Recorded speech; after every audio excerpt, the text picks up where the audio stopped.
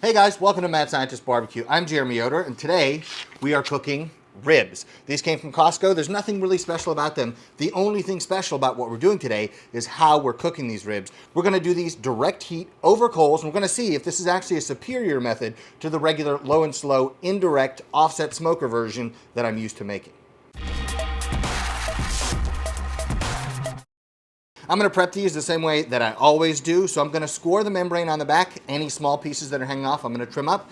And then I'm gonna season them. 2 racks I'm gonna season with some pork rub. And then the 3rd rack we're gonna season with just salt and pepper because I want that rack to be just a regular baseline so that I know exactly what kind of flavor this cooking process imparts. Where's my stogie?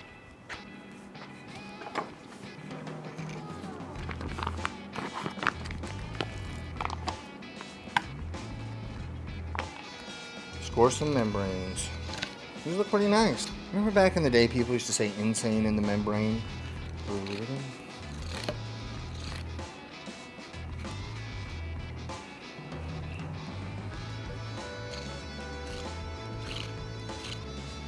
So Kyle says they just had a horse give birth to a colt, I guess. He says we should bring Emma over to see the horse. Okay. It's called a colt, right? I can only think of the Amish German word. Kutschli. What is it? Kutschli. It's like a little colt, I guess it would be. I'm pretty sure that's what it is, but I could be wrong. But that's the word that came to mind. Also, until I was 12 years old, I didn't know what the English word was for spatula. I heard a friend say the word, and I was like, that's what you call that? Because the Amish would call it a shaftly.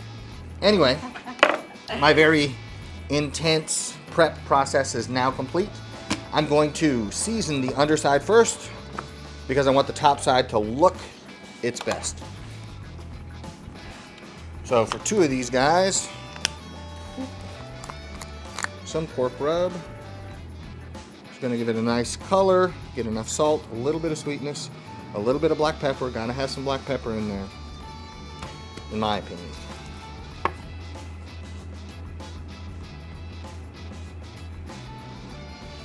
Yeah. Them's is gonna be good looking right there.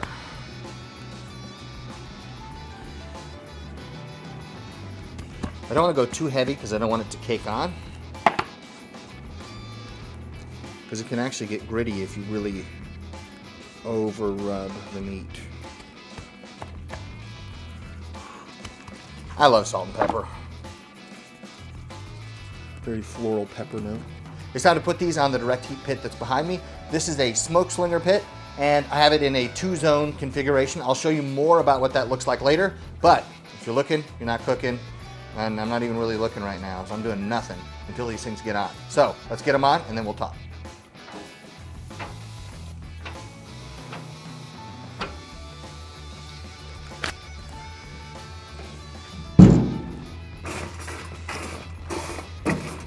As far as wood goes, I'm gonna add 1 split. You can use a couple wood chunks, but I want a little smoke flavor. I don't wanna do too much because it can kind of get carried away. So I'm gonna keep an eye on this. I'm gonna keep an eye on the ribs to make sure that they don't become over smoked because the nature of this pit is so different than an offset smoker. In an offset smoker, you're using only wood, but somehow, if you do your job right, things don't get over smoked. It's because of the nature of the combustion. So the combustion that takes place in an offset smoker is gonna be oxygen rich, high temperature, open flame, which means the products of that combustion are gonna be different than the products of relatively low oxygen, lower temperature, and kind of more smoldering smoke that you would get with something like this. So I'm gonna throw this in, and we're gonna take a look in probably 30 minutes, maybe an hour. Rock and roll.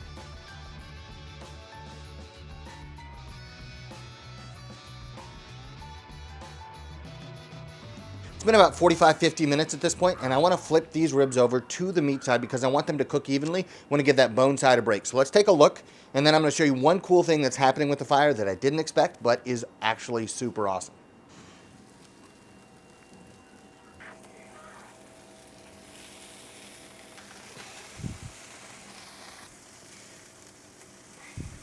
On the bone side of these ribs, we see a little bit of char, which is exactly what I would expect, but nothing is really burned. You guys are gonna see by the end of this that none of what you're seeing here in terms of the high heat evidence is gonna be a problem for us at all. It's actually a good thing. It's gonna provide us a little bit of texture after we've achieved the tenderness that we're after in the end.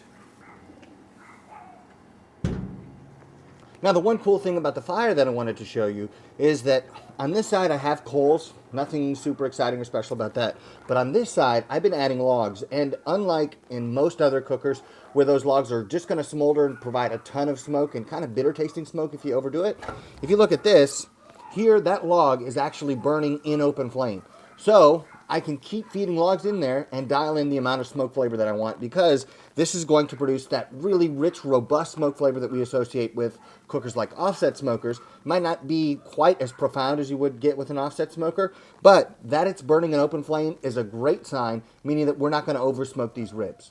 Now, one of the reasons it works for wood to actually burn an open flame in this pit is because it has a bunch of these baffle plates. So the way I have it configured right now is I have a bunch of these baffle plates on this half of the cooker. So those open flames aren't going to be damaging anything that's directly above them. And so the heat has to travel to this side and then up to the food and then out through the vents that are on the top of the pit. So using these baffles really allows you to actually burn a real fire while also using direct heat to cook things quickly. All right, guys, spring is around the corner, which means that there are a couple things that are going to be making their way back into your life that maybe have taken a little bit of a break due to the weather. A couple of those things would be barbecue, grilling, being outside, cracking open some drinks with your friends, having a great night.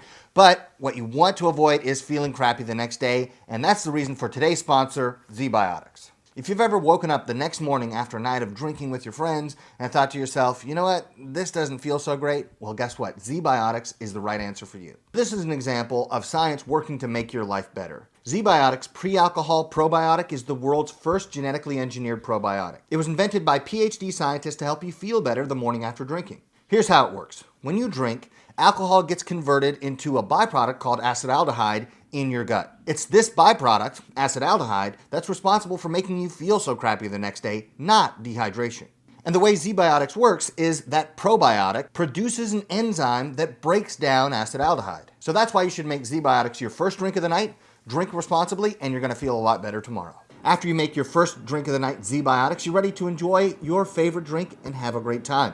So this is Kentucky. You might be drinking some bourbon barrel ale. You might be drinking some bourbon, or you might be interested in some good old light beer. Whatever your drink preference is, know that ZBiotics is going to help you feel great the next day so you don't have wasted days because you had fun the night before. Go to zbiotics.com/MadScientistBBQ or scan the QR code that's on the screen right now for 15% off of your first order when you use code MadScientistBBQ. You can also sign up for a subscription using my code so you can stay prepared no matter the time or the season. ZBiotics is backed with a 100% money-back guarantee, so if you're unsatisfied with the product for whatever reason, they will refund your money, no questions asked. Remember to head to zbiotics.com/MadScientistBBQ and use code MadScientistBBQ to get 15% off of your first order. And thank you to ZBiotics for sponsoring today's video and our good times.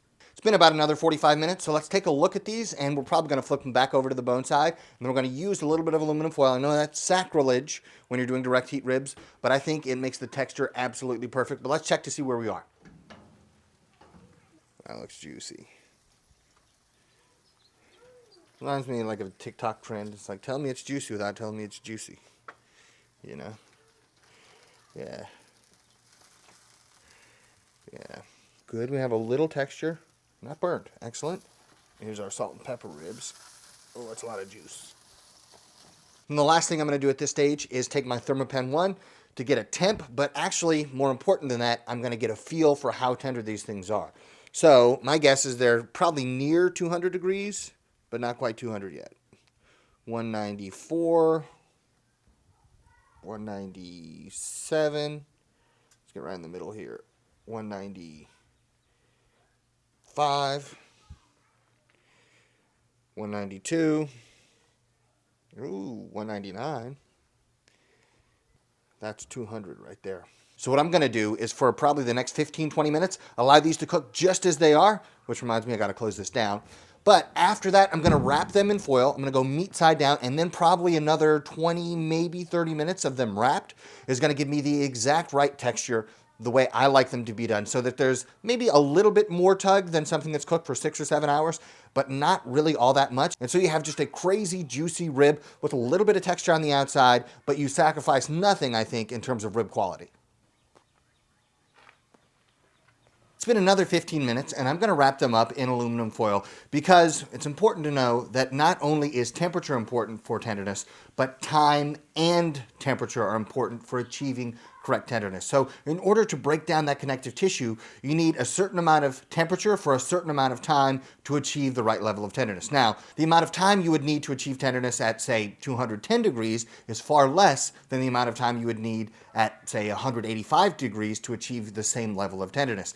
But know that they are both important. So if you cook really quickly like we're cooking today, your final temperature in all likelihood is going to be significantly higher than when you're doing ribs on, say, an offset smoker or something where the cook time is more like 6 or 7 hours. And the final reason I'm waiting till the very end to wrap these things up is because I want them to be a little bit softer on the outside. I don't want anything to be hard, but I don't want to eliminate all the texture that we've achieved by cooking with direct heat. So let's get those ribs, let's get them wrapped up in some heavy duty aluminum foil. I'm not adding anything to this. It's just the ribs in just the foil. I put them back on for about 15 more minutes to achieve the right level of tenderness. And in about 2.5 hours of total cook time, we have what I think are some of my very favorite ribs in the entire world. Ooh, look at that.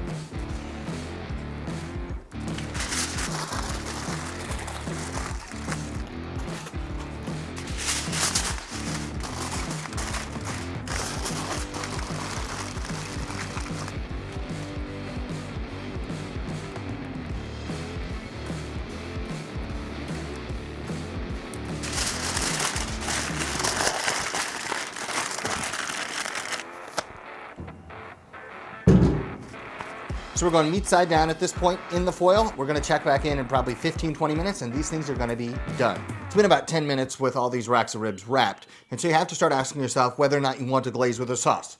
So if you do, just choose your favorite sauce. It could be Blues Hog Championship Blend, could be good old reliable Sweet Baby Ray's. That's what I'm going to use today. It could be this Japanese barbecue sauce. Whatever you want, whatever your favorite sauce is, go ahead and use that. You can water it down a little bit. Some people mix in a little bit of apple cider vinegar into the sauce just so it spreads more easily. And you just wait for it to get tacky on the ribs and you're done. So what I'm going to do now is I'm going to take 2 of those racks of ribs off of the cooker right now, and I'm going to allow those to rest. And then the last one, I'm going to unwrap and I'm going to glaze the top with some of the sauce, in this case, Sweet Baby Ray's. We're going to wait for that to get nice and tacky. We're going to pull them off and try all 3 racks next to each other.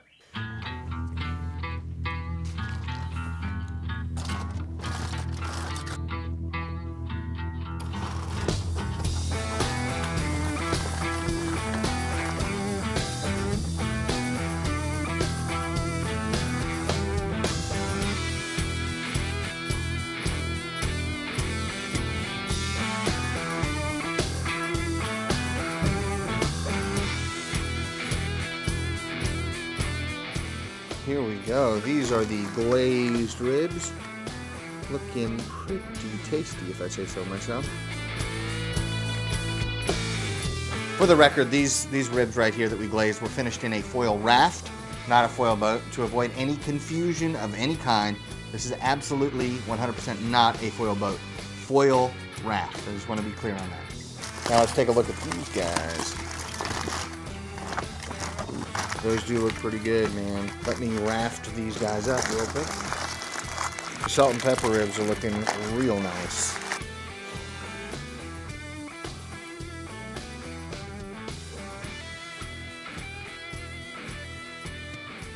All right, it's finally time. Well, I don't know why I'm saying finally. It's only taken about 2 hours and 40 minutes to cook these things, which is crazy when you're used to spending 6 hours plus. But it's finally time to taste these things out. I'm going to start with just salt and pepper so I get a baseline sense of how much smoke, what's the texture, what's the flavor that we get from the fat dripping into the coals, all that stuff. Then I'm going to move on to the pork rub. And then finally, the pork rub with the sauce. So I'll be able to try kind of the full spectrum of flavors that you can get cooking over direct heat. So salt and pepper is usually my favorite. It's what I'm going to start off with right now. I think probably the fairest thing is to cut one of these ribs from around the middle. Let's see if I can do this meat side. You know, they always say don't be a hero. Sometimes heroes just have to do hero things. And it worked. Juicy on top. Let's see how juicy. Oh yeah, that's money. The smell is incredible, by the way. Someday when they invent smell-o-vision, it's going to do wonders for my channel here. Looks so good.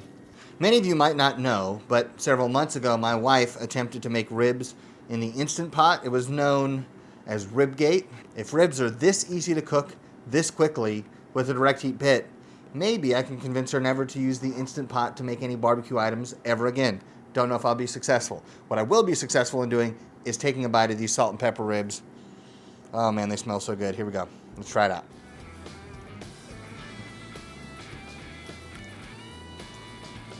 Oh, no, the grease on my face is like a badge of honor. This is so good. When you look at this rib, first thing you notice is super juicy. You have smoke ring, which is important because we did get good smoke flavor on there. Then if you look at this side, the bone is clean underneath where I took these bites right here, which tells me that it's exactly the level of tenderness that I want. 2 hours and 40 minutes. It's smoky like I like. It's tender the way I like. It's juicy the way I like.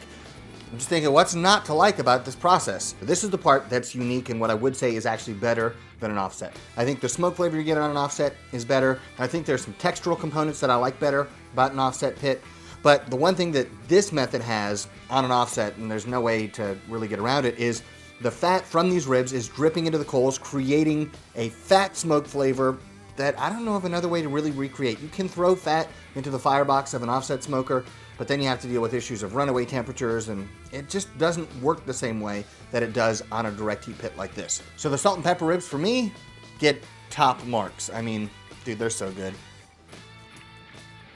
Oh. It's like the best of grilled and smoked all in one. So Erica just came up to taste test the second rack of ribs with me. And part of the problem when your videographer is also one of your taste testers is sometimes you forget to turn the camera on when it's time to eat some ribs. But that is okay. What we got with the pork rub is a little bit of sweet. You get the salty, you get garlic, you get some umami flavors. Cooking them direct heat doesn't mean that you're going to have stuff that's dried out because it cooked too fast. This is all just super juicy. And the tenderness is not an issue either. So maybe 15 minutes in the foil means that you can just, obviously this isn't too tough to eat. Really, really happy with these. I like this flavor profile. The smoke doesn't come through quite as much. Neither the wood smoke nor the fat smoke when you have a more complex rub, but that's completely to be expected. Last but not least, our glazed ribs. This end right here is ridiculous. Oh, it's gonna be good. You get the faintest hint of crunch on the outside too, which is so perfect. Oh. This one somehow amazingly tastes the most grilled. I get the most grilled flavor on this, and it's delightful. Can I come take a bite of it? No, my rib. I'll cut you one. I do get more grilled. Yeah, it tastes most grilled. You get any crunchiness too? I think that like the membrane side got a little bit of crunchiness that's just awesome. There's an idea that you have in your head of what the perfect version of something is. Like for me, there's a perfect brisket cook that exists somewhere in my head. I've never achieved it, but I've gotten close, right? But I know exactly what that brisket would look like, what it would smell like, what it would feel like, what it would taste like. I know all those things. For me, when I think of, if I want a sweet rib, what I want it to be like, I want it to be exactly like this. Now, 8 times out of 10, I don't want a sweet rib. I want salt and pepper, really savory ribs. But for that, 20% of the time that I want something sweet, or if I'm going to serve it to guests who probably don't lean quite so heavily towards savory like I do, it would be this. Yeah. Oh, and if you're just factoring in the time. Like if I invited a bunch of people over and we're eating ribs. Yeah, if I invite a bunch of people. Yeah, I would definitely serve any of these to guests. Yeah. Especially the first ones, the salt and pepper. Yeah. Those are so good. I can't even really believe good. how tender they are. I was expecting tough. Oh, yeah. Like my Instant Pot ribs. No. But your Instant Pot ribs, yeah. #Ribgate. Okay, I'm going back this way. Harsh memories.